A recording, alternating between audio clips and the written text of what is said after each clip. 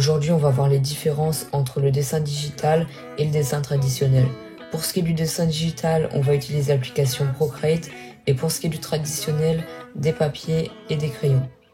La vidéo va peut-être être un peu longue, du coup je t'invite tranquillement à te poser, à prendre une petite boisson et nous on est parti avec la première étape qui est des deux côtés et le croquis.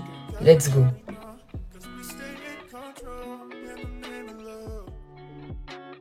Donc dans les deux cas, la première étape c'est le croquis et pour le coup il n'y a pas trop de différence. Sur papier on connaît, c'est un petit peu la base, on fait ça depuis qu'on est tout jeune. Faut juste faire attention à pas appuyer trop sur la feuille, après ça va être galère d'enlever les traces avec une gomme. Et déjà bon point pour le digital, t'as pas ce problème parce que là forcément le gommage sera toujours parfait. Donc forcément tu peux faire des croquis très foncés malgré le fait que ce soit justement que le croquis. Et une fois qu'on a bien terminé notre croquis, qu'on a rajouté tous les détails qu'on voulait, on peut passer à l'ancrage.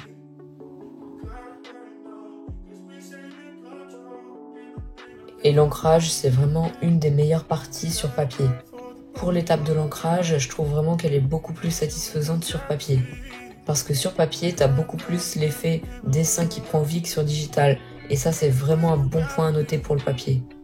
Donc on voit bien que le papier a ses avantages, mais il a aussi ses inconvénients. Parce que sur papier, t'as pas le bouton retour. Et le bouton retour, c'est vraiment bien quoi. Donc sur papier, t'as de quoi te faire plaisir parce que t'as beaucoup de liners différents, t'as beaucoup de couleurs de liners différents, et ça c'est vraiment bien à expérimenter. Ensuite, une fois que ton line il est bien propre, on peut passer à l'étape suivante qui est la coloration.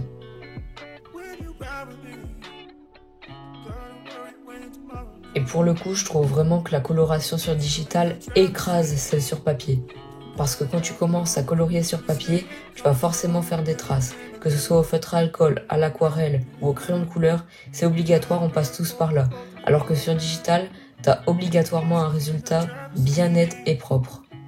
Donc forcément, tu peux faire des aplats de couleurs et ça c'est vraiment pratique pour gagner du temps. Tu as aussi des outils qui vont te permettre de remplir toute une zone d'un seul coup. Et forcément, ça va beaucoup plus vite. C'est pareil pour les dégradés. Par exemple, le feutre à alcool, c'est vraiment une galère de faire des dégradés, alors que là, c'est tout simple. T'as juste à savoir manier un tout petit peu les brushes et les épaisseurs, et t'as un dégradé normalement. Ensuite, une étape qui est pas du tout obligatoire, mais quand t'as fini ton dessin sur digital, je trouve que c'est vachement bien de rajouter des effets, parce que t'as énormément d'effets qui sont proposés, et c'est vraiment incroyable. Et là, les effets, comme je les appelle, c'est vraiment incroyable sur digital, et ça surpasse totalement le traditionnel. Parce que des petits effets que tu pourrais rajouter comme ça à la fin et qui vont rajouter un truc au dessin, tu peux pas forcément les faire sur papier. Ou alors tu vas vraiment mettre beaucoup de temps. Quand je parle d'effets, je pense par exemple à des flous ou alors des effets qui sont directement proposés dans l'application, comme des lueurs, des traits lumineux. Et tu peux même faire des galaxies juste avec une brush. Mais avec tous ces effets, forcément tu vas perdre le côté traditionnel du papier. Donc forcément tu vas gagner en praticité mais perdre en authenticité. Le point fort du traditionnel, c'est vraiment qu'il soit traditionnel. Et c'est le côté qu'on recherche quand on dessine sur papier et qu'on va pas rechercher quand on dessine sur digital.